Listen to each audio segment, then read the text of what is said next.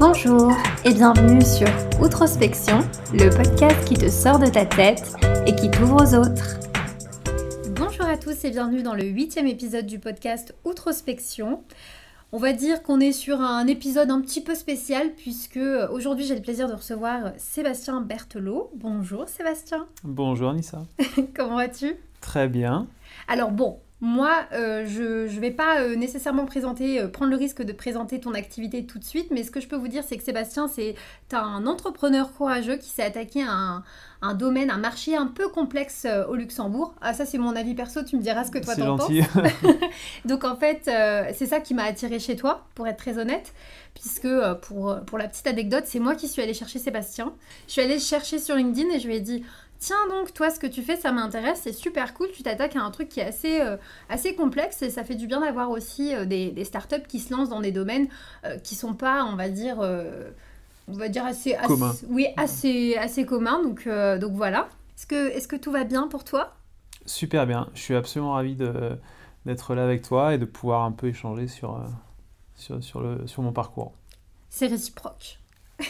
Alors on va commencer, avant de te présenter dans le détail, par la citation de l'invité. Donc ça c'est un concept que j'essaye de garder d'invité en invité. C'est une manière un peu plus légère de te découvrir à travers une citation ou une phrase, quelque chose qui va vraiment te définir ou alors qui te parle. Est-ce que tu as réfléchi un petit peu à ça ?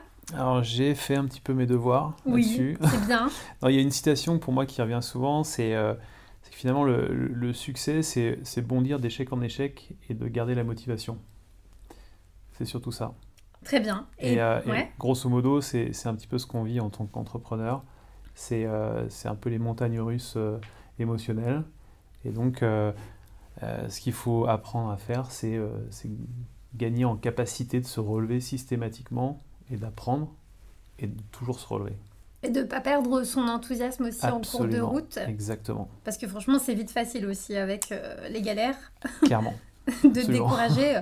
Moi, je trouve que c'est un moyen, l'entrepreneuriat, de faire une sélection naturelle dans les différentes personnes qui se lancent justement dans ce domaine, parce que ça semble accessible en fait d'être son propre patron, de lancer sa boîte, mais en réalité être capable vraiment de la faire tourner et de faire en sorte que ça fonctionne, vu toutes les épreuves par lesquelles tu dois passer, en quelque sorte, tu sais ou pas si t'es fait pour ça, quoi.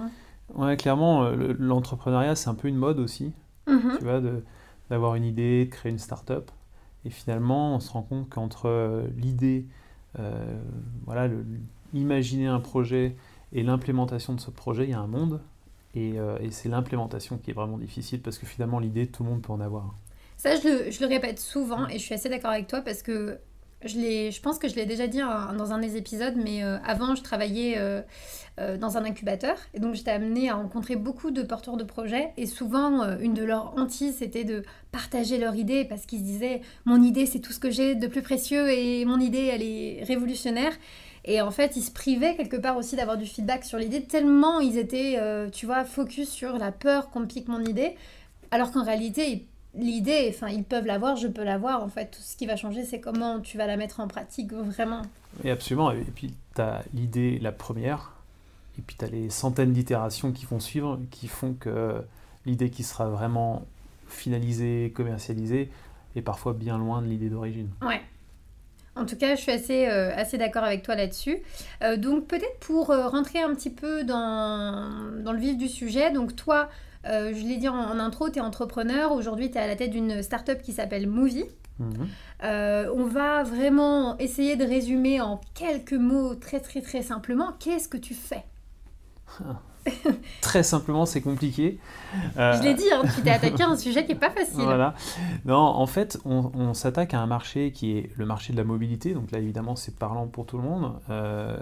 Pour tous les travailleurs luxembourgeois, c'est d'autant plus parlant que les temps de trajet augmentent. Et en gros, on s'attaque à la mobilité en ayant comme objectif final de réduire le nombre de véhicules en circulation, et donc de refluidifier tout ça, en imaginant finalement un modèle où on va utiliser de manière plus intelligente les véhicules, on va rationaliser le nombre de véhicules, et en gros, on va partager des usages et partager des véhicules. Okay. Donc on est, nous, un acteur de la mobilité partagée, pas simplement de la voiture comme ce qui se fait couramment, mais une mobilité partagée multimodale. C'est-à-dire qu'on fait de la trottinette, du vélo, du scooter, de la voiture électrique, de la voiture à essence, des véhicules utilitaires, voilà, tout type de mobilité.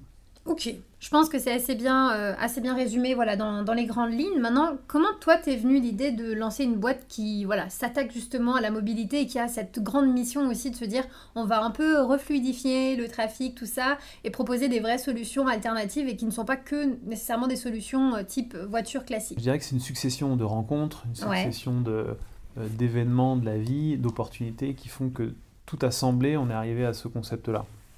C'est-à-dire que moi, je viens d'univers différents, j'ai monté des boîtes dans l'énergie, dans l'éclairage, qui nous a permis de mettre des pieds dans l'urbanisme, de découvrir des solutions urbanistiques. Ça a commencé par le partage de vélos. Et puis avec un ami, on est passionné de voitures, comme plein d'hommes sur Terre. Pas du tout. Je pensais pas que c'était ça les passions des hommes. Moi, et moi puis, aussi, je suis passionnée de voiture. Hein. Tu peux m'inclure dedans, voilà, comme donc, beaucoup d'hommes et Anissa. Absolument. Et en fait, on avait créé aussi une petite société dans laquelle on importait des voitures qui venaient d'un peu partout dans le monde. On les importait. On importait des voitures qui nous faisaient plaisir à nous, avant toute chose. Et puis un jour, j'ai eu l'occasion d'essayer une voiture électrique. Une petite voiture électrique, je nommerai pas pour ne pas faire de publicité pour les marques françaises. Et j'ai trouvé ça très sympa, alors qu'on était plutôt, nous, typés sur des voitures de sport, sur des voitures oui, bien anciennes, éloigné de ce qui à la base était ton kiff niveau voiture. Exactement. Et j'ai trouvé ça assez fantastique. Et suite à ça, je me suis dit, mais en fait, pourquoi tout le monde ne roule pas dans des petites voitures comme ça? Parce que c'est tellement génial, c'est tout doux à conduire, c'est fabuleux. Et là, j'ai acheté en fait un lot de voitures électriques d'occasion. Mm-hmm. Et là, mon associé il me dit, mais qu'est-ce qu'on va faire avec ce lot de voitures d'occasion? Et on a commencé à les prêter un petit peu autour de nous, à nos copains, etc. Essayer de comprendre finalement et d'avoir un feedback sur eux. Vous les prêtiez gratuitement? On les prêtait gratuitement au début, tu vois, à nos amis, à nos copains. Et on leur demandait finalement ce qu'ils en pensaient. Alors tout le monde était super ravis. On leur dit, ok, alors achète-la. Et là, tout le monde disait, ah bah non. Donc on s'est intéressé à la question de pourquoi finalement les gens ne passaient pas le cap de la voiture électrique. Ça a été la première étape. Ouais. Et puis on s'est rendu compte que voilà, c'était compliqué, parce qu'il y avait tout un mindset à changer, que ça prendrait certainement du temps, que nous on n'avait pas l'échelle pour faire accélérer le temps, donc voilà. Et là on a dévié progressivement sur la mobilité urbaine en se disant mais finalement on peut changer les choses. On peut essayer de changer les choses d'un point de vue mobilité urbaine. Tout le monde prend systématiquement sa voiture, peu importe la distance. Que j'ai 200 mètres à faire ou 500 km, tout le monde prend sa voiture. Et on a un lien très fort avec la voiture, l'autosolisme, donc c'est-à-dire tout seul dans sa voiture. Je connaissais pas ce terme. Voilà, ça c'est un peu le fléau d'aujourd'hui, tu vois. Donc c'est l'autosolisme. Autosolisme, donc je suis seul dans ma voiture, c'est mon environnement, c'est l'extension de mon habitat. Ouais. Et donc, évidemment, à Luxembourg, comme partout ailleurs, il y a une démographie qui croît, donc plein de voitures sur les routes et plein de bouchons. Et donc voilà, on a continué un peu le brainstorming autour de la mobilité. On avait imaginé des concept stores de mobilité urbaine, enfin plein de choses. Et puis, on s'est orienté très rapidement sur le partage de véhicules, qui pour nous, finalement, avait du sens. Le partage sur plusieurs axes, il y a le partage du véhicule, mais il y a aussi le partage, donc on quitte le mode d'autosolisme, donc on n'est plus seul dans sa voiture, mais on va faire du covoiturage, c'est aussi du partage, une forme différente de partage. Et puis, donc on est arrivé sur le concept du partage global, et on s'est dit, mais finalement on va adresser quel type de clientèle, et pour nous, pour faire vraiment changer les choses, il y a deux acteurs principaux, soit il y a les acteurs publics, les collectivités publiques, le gouvernement, ou les entreprises. C'est les deux gros mastodontes qui peuvent faire changer les choses. Et donc là, on a décidé de s'adresser aux entreprises. Et là, on a structuré une offre de mobilité partagée pour les entreprises. Ouais, c'est là, à ce moment-là, où vraiment vous avez trouvé votre cap.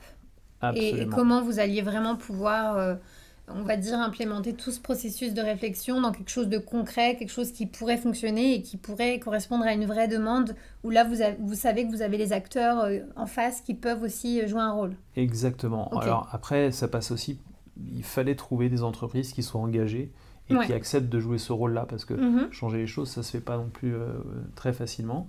Et on a eu la chance, finalement, d'avoir quelques premiers clients engagés, qui avait envie de casser un petit peu le modèle traditionnel de la voiture de société dans le package salarial, où là finalement l'entreprise incite indirectement le collaborateur Tout à fait, hein. à rouler avec sa voiture. C'est pour ça que je disais en introduction que pour moi c'était un domaine qui était compliqué, la mobilité au Luxembourg, parce que en fait on force un petit peu aussi les comportements. Tu vois, il y a des tas de boîtes pour attirer, justement, ça fait partie du package. Ouais. Donc c'est très compliqué d'aller à contre-courant de ça quand ça fait partie de la culture. Au Luxembourg, il y a énormément de sociétés qui proposent ça, et limite tu sais que quand tu viens au luxe, tu as presque une opportunité C'est pour aussi ça. d'avoir ça. Ouais, tout à fait. Une voiture, qui plus est généralement des belles voitures, des choses que tu pourrais, enfin, tu prendrais peut-être pas pour toi si tu devais l'acheter. Donc là, c'est aussi assez compliqué parce que c'est bien installé, quoi. Ouais.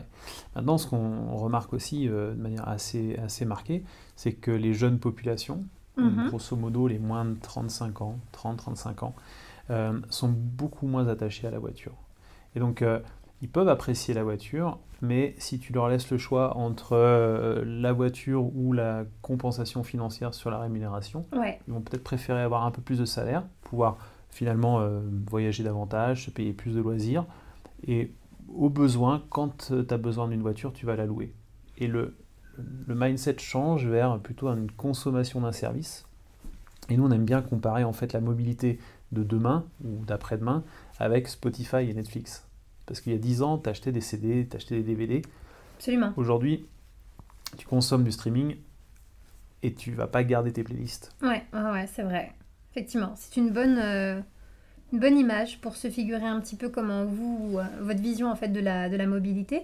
Si on parle très concrètement, en fait, aujourd'hui, votre offre de service, elle est représentée de quelle manière? En fait, vous avez un parc de véhicules et vous les mettez à disposition des entreprises pour que les salariés puissent les utiliser quand ils veulent. Enfin, comment ça marche? En fait, alors chaque entreprise a vraiment des besoins très spécifiques. Ouais. Tu vois, même deux entreprises qui sont dans le même secteur d'activité ne vont pas avoir la même organisation, la même localisation et les mêmes facilités de transport en commun. Donc, la première chose, c'est qu'on essaye de cartographier, d'analyser vraiment les besoins de l'entreprise.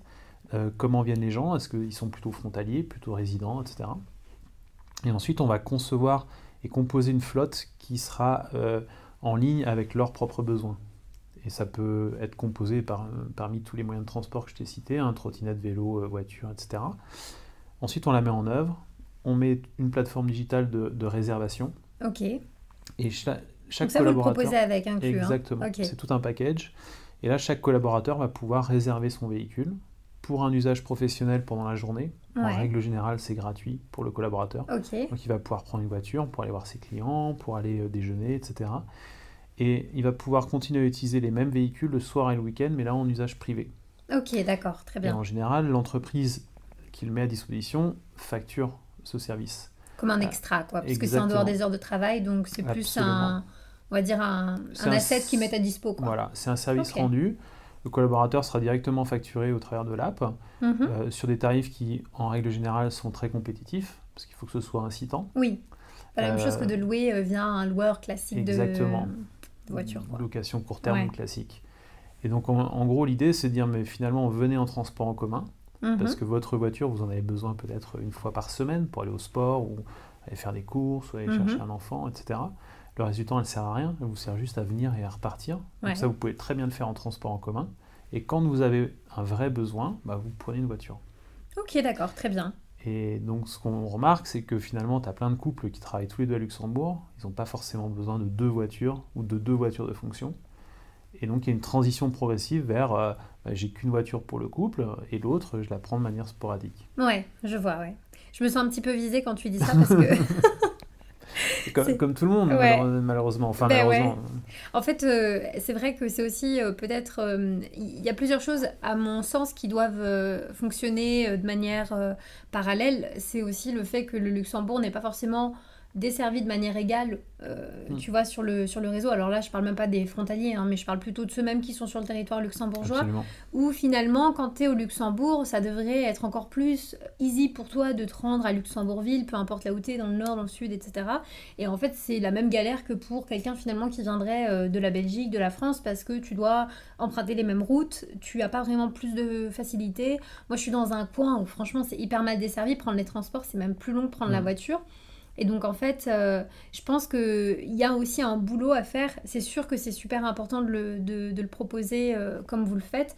Et il faut que derrière, il y ait un petit coup de pouce de la part des autorités aussi sur le territoire qui puissent mettre à disposition aussi des solutions en vue de... Voilà, parce que je suis sûre et certaine qu'il y a des gens qui sont pleins de bonne volonté aussi, mais qui sont juste dans une situation où ils peuvent pas faire autrement, quoi.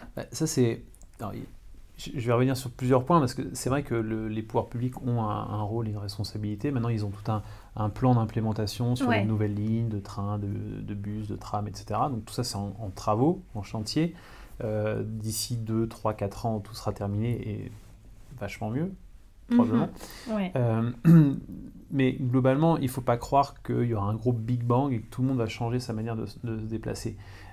Mais ce qu'il faut juste voir, c'est que finalement, si on réduit aujourd'hui seulement de 20% le nombre de voitures en circulation, on fluidifie le trafic. Donc 20%, c'est une personne sur 5. Donc tu sais qu'il y a évidemment des gens qui sont localisés dans des villages qui sont moins accessibles par les transports, etc. Eux, on ne va pas leur demander de transformer. Il faut accepter que la voiture aura toujours une place, mais simplement, il y a plein d'usagers qui n'ont pas fondamentalement besoin d'utiliser la voiture tous les jours. Et c'est ces gens-là qu'on essaie d'adresser. Donc la mobilité, si on dresse une carte de la mobilité, elle sera toujours composée en fait de plein de moyens de transport et la voiture sera un des composants. Il faut pas croire qu'en fait il y a une guerre contre la voiture. Ouais, c'est ça que j'avais bien aimé dans ton approche quand on s'était rencontrés aussi, c'est que ton discours il n'était pas aussi diabolisant par rapport à ceux qui continuent à utiliser la voiture, qui sont sur des modes de transport beaucoup... Comment tu as utilisé le terme tout à l'heure, le soliste. Autosoliste. Autosoliste, voilà. Il y a des gens qui vont rester autosolistes, comme tu l'as dit, mais toi, d'un autre côté, c'est pas ça qui te pose problème. C'est pas une question de dire, voilà, on doit se sentir plus concerné, c'est pas bien, vous n'agissez pas bien, mais c'est plutôt d'essayer déjà à votre échelle, en tout cas, de proposer un changement, aller vers l'avenir en termes de solutions alternatives, et simplement de dire, bah voilà, au moins ceux qui pourraient déjà faire un pas, il y a déjà quelque chose, quoi. Alors, c'est clair, on essaye aussi. Alors, la voiture, on sait que de toute façon, pour des distances importantes, on ne fera jamais mieux que la voiture, sauf pour des grands axes, etc. Mais sur une distance domicile-travail de plus de 5 km, tu ne vas pas le faire à pied, tu ne vas pas le faire en vélo, à moins d'être vraiment un cycliste, etc. Mais il y a quand même toute une tranche de la population qui est résidente, qui a des petites distances à parcourir, et là qui pourrait le faire en transport en commun, qui a une offre en fait qui est très large, qui peut le faire en transport en commun, à pied, en trottinette, en vélo, en plein de choses, mais ils le font en voiture. Et c'est un petit peu cette tranche de la population qui devrait faire des efforts. Et puis il y a aussi des gens qui se trouvent sur des voies de train par exemple, qui eux malheureusement peuvent se plaindre des retards de train, etc. Donc là il y a aussi un effort plus au niveau des autorités pour fiabiliser les trains, etc. Mais c'est un travail de longue haleine. Le fait est qu'il y a une explosion démographique à Luxembourg, une croissance économique qui est certes très bien pour le pays, mais qui doit être aussi énormément assumée par les différentes autorités pour apporter les infrastructures nécessaires pour accueillir en fait toute cette population qui arrive, qui vient travailler, qui génère de la richesse locale. Donc il ne faut pas la perdre. Et en fait, le risque aujourd'hui quand même pour le pays, c'est de voir des ressources qualifiées partir parce que le transport est compliqué, le logement est compliqué, etc. Oui, effectivement, je suis assez d'accord. Je vois déjà que sur la frontière, il y a des lieux qui se créent un petit peu pour choper les gens, en fait, les laisser sur le territoire, ne serait-ce qu'en France, près de Thionville, tout ça, en leur disant n'allez pas jusqu'au Luxembourg, venez chez nous, au moins vous pourrez éviter les bouchons. Voilà, les bouchons. Et c'est quand même malin. Si on parle un petit peu de toi en tant qu'entrepreneur, justement, qu'est-ce qui t'a donné en fait envie d'être entrepreneur et de lancer tes propres projets, que ce soit pour Movi actuellement, mais même les différentes sociétés que tu as créées? T'as toujours été entrepreneur dans Non, l'âme? j'ai pas toujours été entrepreneur. En fait, mes parents sont entrepreneurs. Ah, Enfin, ok. ma mère l'est, Ouais. et mon père l'a toujours soutenu. Euh, et moi, je m'étais toujours dit, en faisant mes études, ah, je ferai jamais ça, parce qu'en fait, c'est trop dur, Trop d'heures. trop d'heures, et puis, tu vois, l'investissement personnel que tu mets dans ces projets est tel que tu vas forcément délester aussi une vie personnelle, une vie de famille, ça. Donc je m'étais dit, ah non, je vais jamais faire ça. Mais j'avais eu un peu cette culture et baigné là-dedans déjà depuis mon adolescence. Et ensuite, c'est des rencontres au fur et à mesure de ma vie, de ma carrière.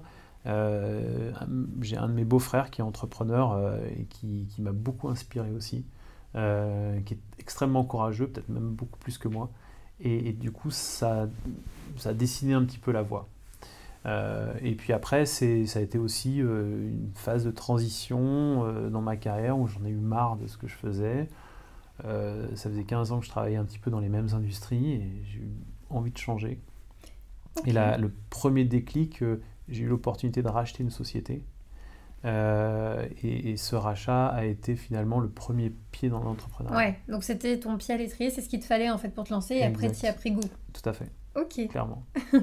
Et justement, tout à l'heure, tu citais en intro bah, voilà, que finalement, l'idée quand on se lance, c'est d'être capable de toujours se relever et de garder le même enthousiasme. Toi, quel est le pire fail que t'aies expérimenté en tant qu'entrepreneur, que ce soit dans une société ou dans une action que tu as menée? Est-ce que tu as déjà eu un grand moment de solitude avec quelque chose qui n'a pas fonctionné où tu t'es dit, merde, là c'est chaud?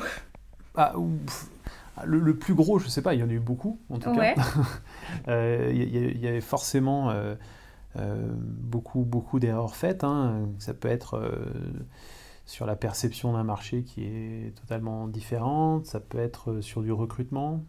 ouais, ça c'est Euh, pas facile, on en parlait un petit peu en off tout à l'heure. voilà, ça c'est très difficile parce qu'en fait, sur- juste pour faire une parenthèse sur le recrutement, en tant qu'entrepreneur, tu investis toute ta vie Ouais, dedans. Et donc, recruter, c'est aussi accepter que les collaborateurs qui vont venir rejoindre le projet n'aient pas le même taux d'implication. ouais. Et ça, c'est un travail sur soi-même d'accepter. Si toi, tu travailles le week-end parce que tu as des choses à terminer, accepter que ton collaborateur il ne travaille pas le week-end.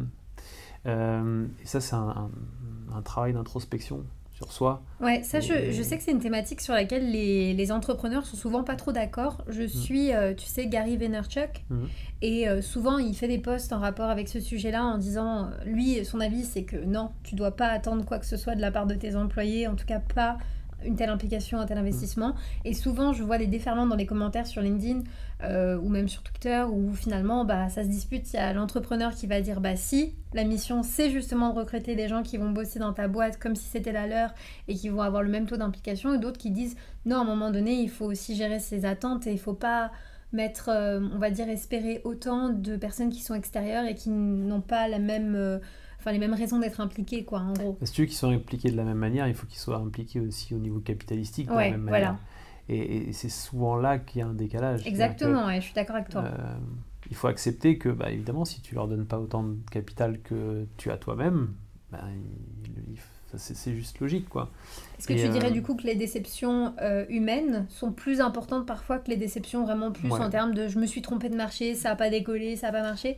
pour moi, oui, C'est parce plus que difficile à digérer? je suis quelqu'un de plutôt affectif Mhm. et c'est toutes les déceptions humaines des dernières années m'ont beaucoup plus marqué que tous les échecs que j'ai pu avoir au niveau professionnel, quoi. Ah, c'est intéressant Ouais. ça.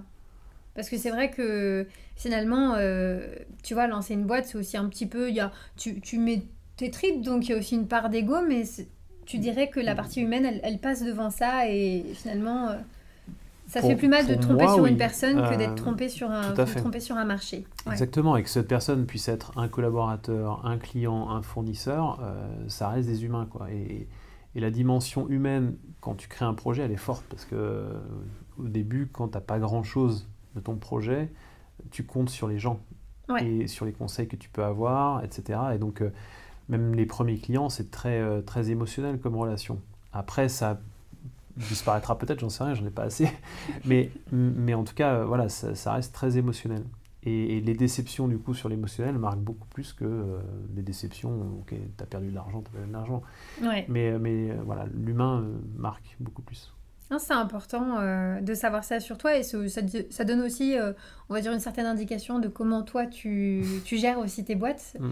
Moi, c'est ça qui m'attire généralement chez les gens que je rencontre à travers le podcast aussi. C'est ça que j'aime partager, c'est d'avoir des personnes qui ont des parcours inspirants, mais au-delà de ce qu'elles font et voilà, de comment elles le font, je pense que c'est aussi humainement de savoir si, tu vois, si ça match et si ces personnes-là, elles apportent aussi quelque chose de supplémentaire parce qu'un mec qui lance des boîtes, il y en a plein. Oui.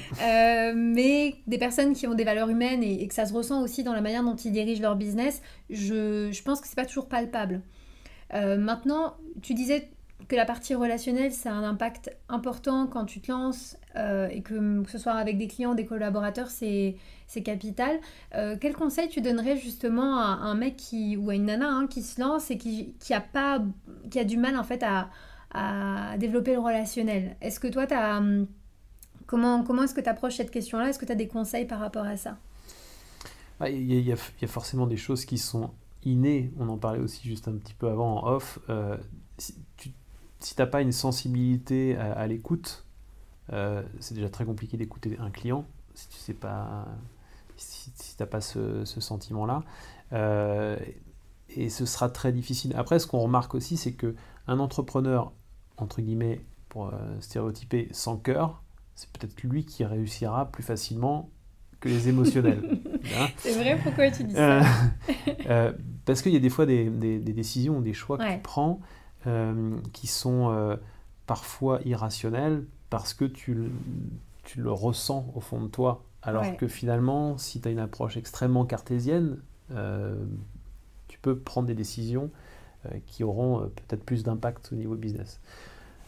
Maintenant, voilà, je pense que nous aujourd'hui, on a créé tout un écosystème de partenaires avec lesquels on travaille, qui soient des fournisseurs, des prestataires, des clients, avec lesquels en fait la relation est extrêmement basée sur l'humain et ça marche très bien. C'est-à-dire que on a fait toute une sélection forcément de partenaires et de prestataires et donc ça a été quand même assez long, mais aujourd'hui les relations se passent très bien, on fonctionne énormément sur la confiance aussi et du coup il y a une dynamique positive qui s'est créée et on s'entraide énormément.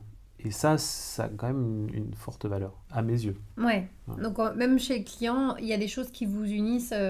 C'est pas juste client pour client, en fait. Non, vous êtes on a la chance d'avoir de très chouettes clients avec qui une relation s'est créée. Donc, au début, en tant que start-up, la difficulté, c'est que tu manques de crédibilité. Absolument. Et donc, les premiers clients sont quand même assez clés. Et c'est des clients qui sont somme toute hésitants. Ce matin, j'étais avec l'un d'entre eux, justement, et ça m'a fait très plaisir parce qu'ils m'ont dit à la fin, bon, évidemment, au début, quand on a signé, on avait des craintes. Parce que c'est une petite structure, parce que tu n'as pas énormément de track record comme de gros peuvent avoir, par exemple. Et là, maintenant, ils sont ravis, etc. Et on a créé une relation où on a beaucoup d'échanges. Donc, c'est pas simplement je te vends un produit, un service, et puis on se revoit à la fin du contrat.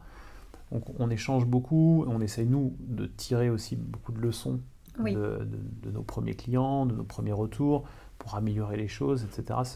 Ça fait partie de l'évolution. Mais voilà, cette relation assez proche où on se dit les choses. Moi, il m'appelle en me disant ça c'est pas bien, ça c'est pas bien. Et en fait, il y a beaucoup de franchise. Et la relation forte qu'on a aujourd'hui, elle est à la fois enrichissante pour nous au niveau pro, mais extrêmement agréable quand on en sort. C'est tellement mieux quand ça se passe comme ça, franchement. Moi, je dis tout le temps, c'est une vieille phrase, mais je trouve que ça coûte pas plus cher d'être sympa, tu sais aussi, parce que à un moment donné, on est des humains, tu vois. Donc, t'es dans une position de client, certes, oui, mais tu vois, on peut se parler. Tu vois, quand t'es là, que tu lances un business et que tu y crois et que bon, voilà, la personne a des réserves, c'est une chose d'avoir des réserves et on peut en parler. Après, je pense que parfois, et c'est là aussi, ça vous permet peut-être de faire le tri entre les clients qu'il vous faut et ceux qu'il vous faut pas, mais c'est que t'as des personnes qui n'ont pas l'art et la manière d'exprimer leurs craintes et leurs doutes et qui, quelque part, se sentent obligées moi je parle peut-être plus de ma propre expérience, mais voilà, c'est parfois un truc où tu te dis, en fait, il suffirait simplement de se parler et ça éviterait d'avoir une relation qui commence direct un peu dans le rapport de force, tu vois. Absolument. Très bien. Ma question, c'était de savoir aussi, par rapport à votre stratégie d'acquisition, aujourd'hui, comment est-ce que vous vous débrouillez justement pour avoir de nouveaux clients? Est-ce que vous avez différents canaux d'acquisition? Comment vous y prenez? Alors, en fait, nous, nos clients sont que des entreprises. Ouais. On est quasiment que sur du B2B. Les canaux d'acquisition, on en a plusieurs. Alors, il y a des canaux, je dirais, d'acquisition indirecte, donc qui sont un petit peu de l'évangélisation de nos solutions et tout du moins de la manière de voir les choses, donc du partage. Et donc là, ça passe par de la participation à des conférences, sur des thématiques qui peuvent être autour de la mobilité, mais même allant jusqu'au RH, par exemple, parce que nos services ont une dimension RH, parce que tu vas transformer les packages salariaux, apporter des services aux collaborateurs. Donc il y a toute une partie d'évangélisation, première chose. La deuxième chose, c'est évidemment participer à des événements corporate, B2B, dans la majorité très axés mobilité, fleet, etc. Pour là essayer d'adresser des gestionnaires de flotte ou des gestionnaires de bâtiments ou des décideurs et leur montrer ce qui existe. Voilà. Et puis après, c'est de la prospection aussi quasiment directe, en essayant d'aller toquer aux bonnes portes, d'aller identifier des dirigeants, d'aller participer à des dîners de dirigeants, etc. Donc c'est beaucoup dans le relationnel, beaucoup dans le physique. Ça demande quand même de votre côté de la présence. Ou toi t'es beaucoup porte-parole aussi du concept et de l'entreprise à travers tes déplacements. Exactement. En fait, l'acquisition B2B, pour le coup, elle est complexe pour ça. Déjà, les cycles d'acquisition sont très longs, parce qu'entre le moment où tu es identifié par un client, tu apportes une idée un petit peu innovante, ça les intéresse, et le moment où ils signent, il peut se passer 12-18 mois. Donc c'est super long. Faut être extrêmement patient. Hein. Faut être extrêmement patient. Faut le rappeler aussi, parce que exactement. C'est vraiment aussi une certaine sagesse aussi de par tes expériences. Mais je me dis, un gars qui arrive et qui débarque là-dedans, mentalité, moi je veux un succès fulgurant, avec un business comme ça prend du temps. En B2B, les succès fulgurants, il y en a très peu. C'est très facile d'acquérir plein de nouveaux clients en B2C. Donc là, tu fais du marketing, du réseaux sociaux, du viral, et là, tu as une croissance, une acquisition de clients qui peut être très rapide. Mais en B2B, c'est super long, et c'est pour ça qu'il y a quand même peu de sociétés, finalement, en ratio, qui s'attaquent à des marchés de B2B, parce que c'est une autre approche, mais c'est très humain. C'est clair que ça sert à rien de faire de la pub dans des magazines, etc., parce qu'au final... Donc toi, t'as pas de stratégie nécessairement digitale, tu fais pas de marketing digital. Alors, on a une stratégie digitale dans le sens où on va faire du référencement, on va avoir des articles dans des presses digitales, on a aussi des articles dans des presses papier. Ça, c'est plutôt traditionnel parce qu'il faut être là, on se doit en fait de préempter aussi ces médias-là, d'être là, de montrer qu'on existe et qu'il ne faut pas qu'on nous oublie. Oui, vous avez besoin quand même de cette visibilité pour, on va dire, backuper votre crédibilité aussi. Est là, on est présent, les médias parlent de nous, voilà. Voilà, mais on doit rester parce que finalement, un magazine, tu l'as sur ton bureau, lui, il reste. Par contre, l'événement auquel tu as participé, tu te dis, ah tiens, il avait l'air sympa, lui, et puis tu sais plus qui c'est. Son nom, là, on en parlait. Exactement. Ça me revient pas, je sais plus comment s'appelle ce gars-là. J'ai pas pris sa carte de visite, je sais plus comment il s'appelle. Mais alors que le magazine, tu l'as sur ton bureau parce que tu l'as reçu, c'est un magazine B2B. Ouais, je vois. Donc il y a forcément dans la stratégie de networking, tu vois, on doit être sur les médias papier, sur les médias digitaux, mais ça n'est pas suffisant. C'est vraiment l'association à la fois de la présence physique au travers de conférences, d'événements, etc., plus l'addition des différents médias traditionnels qui font que progressivement on implante la marque, on est connu. Donc ça, c'est en gros la big picture de la stratégie d'acquisition. Et puis après, on a créé aussi autour du core business de la mobilité un ensemble de produits qu'on appelle souvent des chevaux de Troie, Mhm. qui nous permettent de mettre des pieds dans des entreprises au travers de services qui sont beaucoup plus faciles à vendre, Ouais. peut-être à plus petite valeur ajoutée ou des services qui sont plus communs, mais qui nous permettent de mettre le pied dans l'entreprise et d'installer la marque. Ok, ouais, je Et vois. donc là, c'est un autre biais de pénétration. Ok.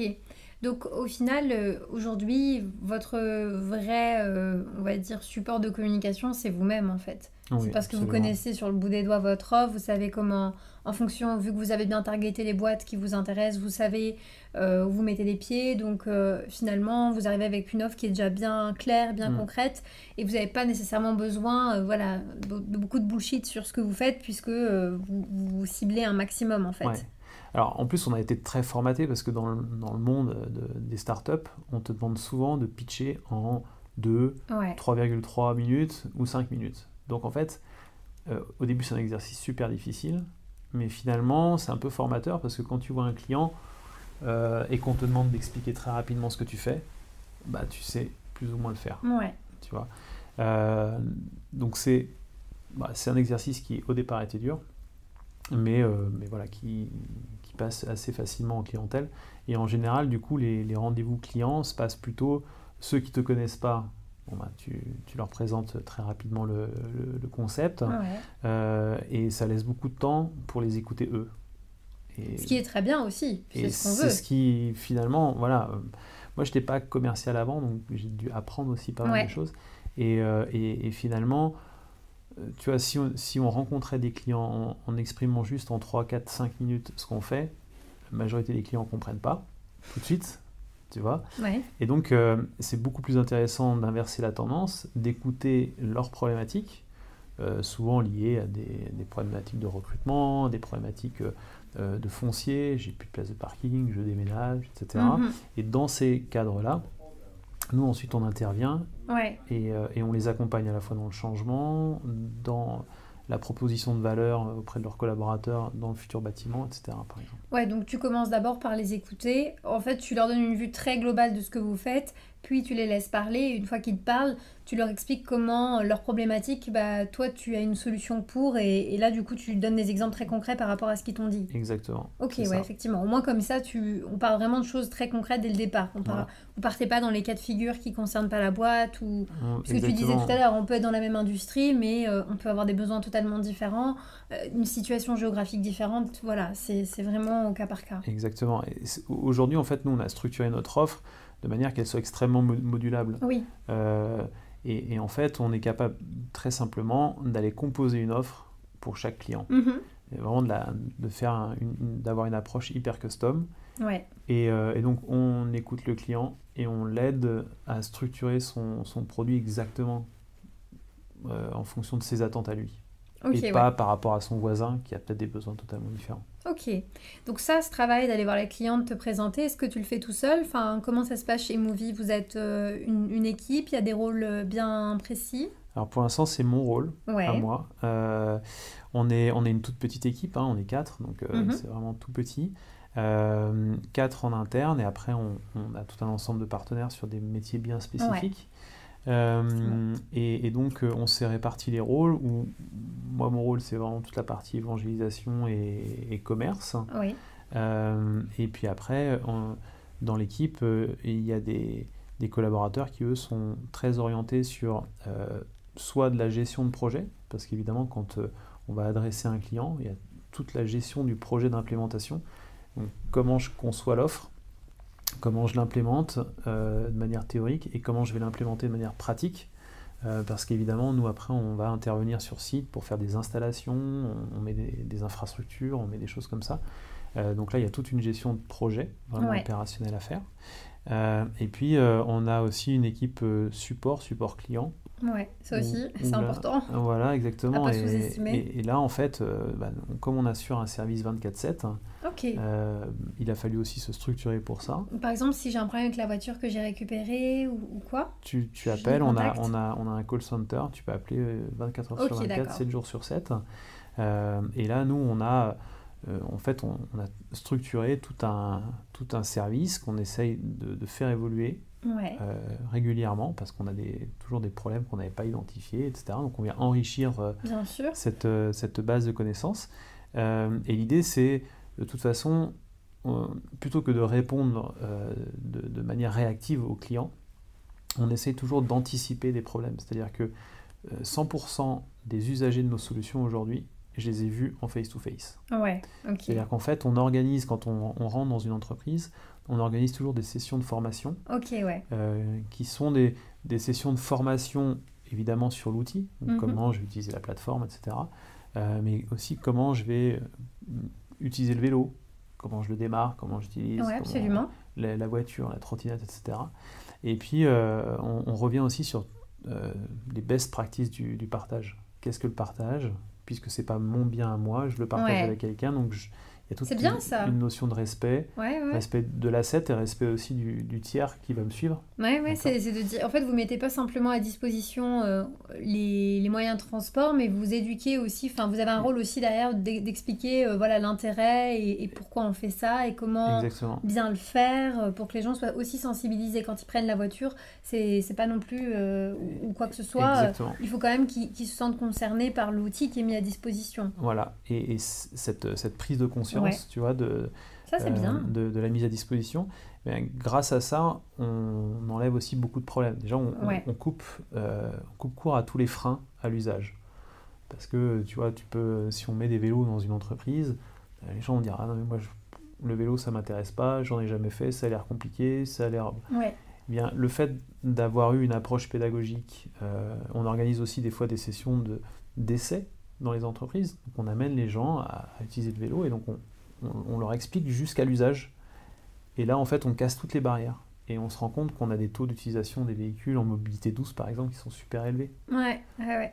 Non, Voilà. mais c'est chouette aussi d'avoir cette approche et de se dire, bon bah voilà, c'est pas le tout de ramener les véhicules, les trottinettes, tout ça, les vélos sur les lieux de travail. Il faut aussi quelque part accompagner l'utilisateur dans la prise en main de l'outil et bien lui expliquer pourquoi on fait ça. Histoire qu'il soit pas juste, oui, bah, c'est un truc que ma boîte propose, mais sans vraiment prêter attention, parce que C'est ça. c'est ce qui se passe. Quand on est dans son business, c'est souvent un truc que j'ai remarqué, on a tendance à penser que tout le monde sait pourquoi on fait ça, qui on est, qu'est-ce qu'on fait, etc.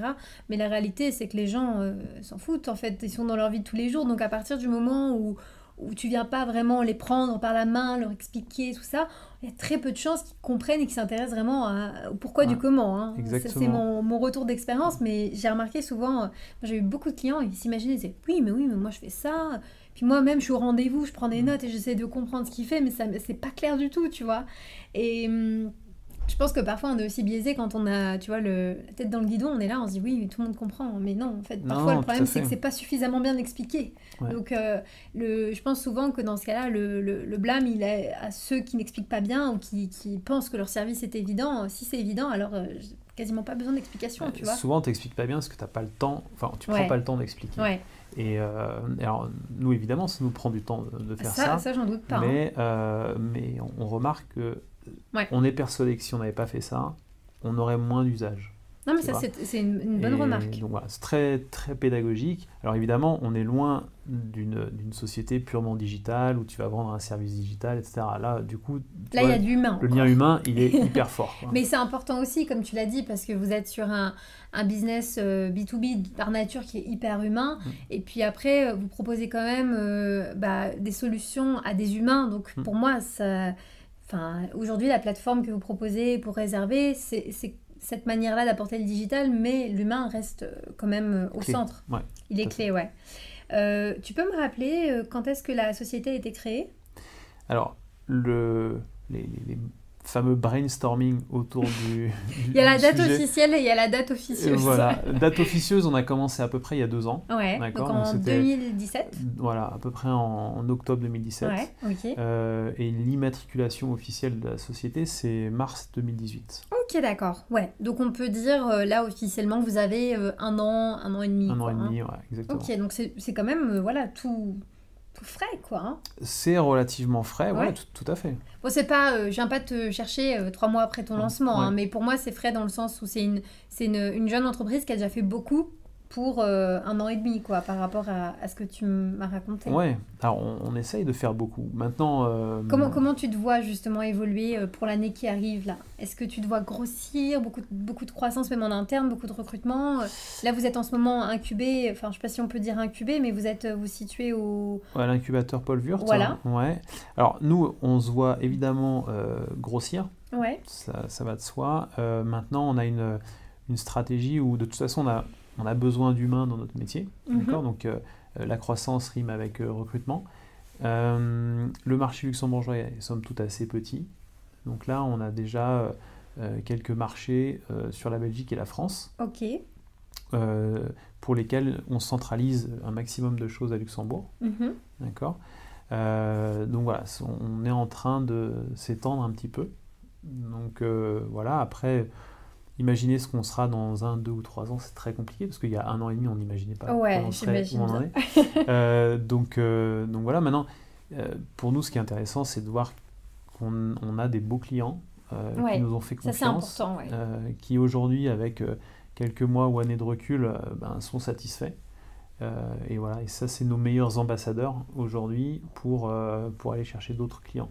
Non, mais c'est important de le souligner aussi parce que c'est aussi ça qui fait fonctionner le business, c'est d'avoir les bonnes relations, les bons partenaires Ouais. pour avoir quelque chose de durable et aussi une relation où tu te dis bah, je suis contente de travailler pour ces gars, j'ai envie de leur apporter davantage de solutions, il m'en faut davantage des comme ça parce que c'est ça aussi qui nous fait garder la motivation et pas avoir l'impression d'être dans un business avec, tu vois, où c'est la galère tous les jours, quoi. Ouais. Même si, je l'ai dit au début, c'est pas un parcours facile. Exactement, la facilité aurait certainement été de décrocher un job dans une boîte, ça aurait été beaucoup plus facile. Ouais. Mais de mon point de vue, beaucoup moins excitant et beaucoup moins épanouissant. Ouais. Le fait, souvent, tu sais, comme je te disais, c'est un effet de mode, le fait d'être entrepreneur, de créer des boîtes et tout. C'est pour ça que je t'ai pas cité comme un serial entrepreneur. Parce que ça, c'est un terme que je vois même chez des gens qui ont rien fait. Et oui, un tel est un serial entrepreneur. Et ce terme, du coup, ça me dégoûte. Ouais, alors il y a l'effet de mode, et puis après, malheureusement, on reconnaît un entrepreneur à celui qui a réussi. C'est vrai, effectivement. Alors que, bon, dans les faits, réussir, il faut pas oublier la quantité d'échecs de tous les autres. Et tous les autres sont aussi des entrepreneurs. Tu vois, et donc, la légende dit toujours qu'il n'y a que des gens qui réussissent. Enfin, tu vois, on parle tout le temps des réussites, mais trop peu des échecs. Donc voilà, il faut pas négliger toute cette énorme partie de gens qui réussissent pas très bien ou à moitié, etc. Et donc, mais qui ne déméritent pas pour autant, parce que se lancer dans ce parcours, c'est... Exactement. Mais il faut en parler, parce que quand on parle des startups, tu as plein de jeunes qui sortent de l'école et qui disent « Ouais, moi je vais créer ma startup et tout », mais bien sûr. il faut aussi leur dire la vérité. C'est hyper dur en soi, quand même si c'est extrêmement excitant. Moi, je te le disais, t'ennuies pas. Tu t'ennuies jamais. Et quand j'étais employé, j'avais des fois du mal à me réveiller le matin, tu vois, c'est dur. Depuis que je suis entrepreneur, j'ai plus jamais eu aucun problème pour me lever. Ça, c'est bien, ça. Et parce que tu sais que il y a toute une excitation intellectuelle. C'est une journée où je vais pouvoir encore faire plein de choses. Et puis la journée passe à une vitesse incroyable et tout est passionnant. Alors évidemment, ce fameux ascenseur émotionnel ou les montagnes russes, il y a des jours où tu te lèves, la journée va pas bien se passer. Et voilà. Et en fait, il faut savoir l'accepter, le gérer pour rebondir derrière. Très bien. Alors j'aurais aimé, pour terminer un petit peu le podcast, savoir si toi, de ton point de vue, tu avais des choses à recommander, que ce soit en termes de livres, en termes de podcasts, en termes de vidéos, des choses qui ont pu t'inspirer, qui peuvent inspirer les autres. Moi, j'avais lu un livre qui m'avait vachement inspiré, qui était La semaine de 4 heures. Ah oui. Et ça m'avait vachement inspiré. Alors, il y a évidemment toute une dimension sur l'organisation, etc. Mais ce qui était intéressant, c'est de casser un petit peu le modèle traditionnel, le modèle social traditionnel, où on te dit, tu grandis, tu fais tes études, tu travailles 42 ans, et tu prendras ta retraite. Et au moment de la retraite, tu auras la liberté de pouvoir profiter de tout ce que tu as accumulé pendant toute ta vie active. Et en fait, dans ce livre-là, ce qu'il essaye de faire, c'est casser un peu ce modèle en disant finalement, c'est maintenant que tu dois vivre. D'accord ?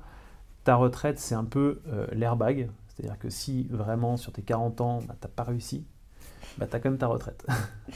c'est un peu l'approche.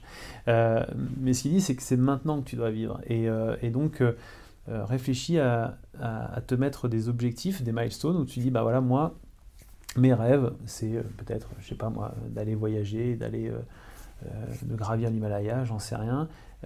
Mais tu te donnes des objectifs et tu te donnes des dates pour y arriver. Et après, tu mets tout en œuvre pour y arriver. Et ça a bien connecté avec ta façon de voir les choses, le monde, la vie en général. Je pense que moi, pendant 15 ans, j'étais dans un modèle très traditionnel, où tu es employé, tu as ton plan de carrière, tu sais que tu vas avoir tes augmentations, tes machins, tes avantages en nature. Tu n'en auras jamais assez. Ça, c'est une certitude, parce qu'à chaque fois que tu auras plus, il te faudra plus, et ainsi de suite. Et qu'en fait, tu n'es jamais satisfait de ça, donc ça crée plein de frustration. Et que finalement, ta vie de tous les jours, ça doit être ta vie passionnante, quoi. Ouais. Et c'est pas dans 40 ans que tu vas la vivre de manière passionnée. Du coup, est-ce qu'en ce moment, tu vis ta meilleure vie ? Ouais, je pense. même si c'est super dur, il faut le reconnaître. Mais ouais, moi, je trouve que c'est vraiment passionnant, quoi. Et que ce soit... Après, c'est tout un équilibre, hein, un équilibre aussi familial, où moi, je me sens mieux... T'as trouvé aussi, ton équilibre Voilà, épanoui professionnellement, et donc personnellement, avec mes enfants, etc. Et ça a créé une dynamique...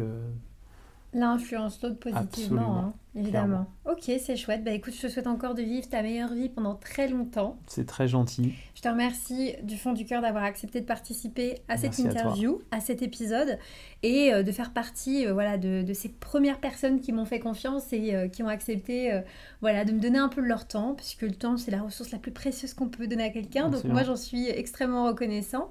Je te souhaite vraiment le meilleur avec Movie. Moi, je suis de près, depuis qu'on s'est rencontrés. Je suis ton actualité et je te souhaite vraiment beaucoup de réussite avec cette société. C'est très très gentil, merci beaucoup. Je suis à fond derrière toi et j'espère en tout cas que ce podcast, cet épisode pourra revenir à l'oreille de certaines personnes et au moins essayer peut-être de montrer qu'au Luxembourg il y a des gens qui se bougent et qui sortent un peu du schéma facile, classique que beaucoup trop d'entreprises prennent malheureusement. Exactement. Merci beaucoup en tout cas pour l'invitation, ça m'a fait très plaisir. Avec plaisir et puis à bientôt du coup. À très bientôt.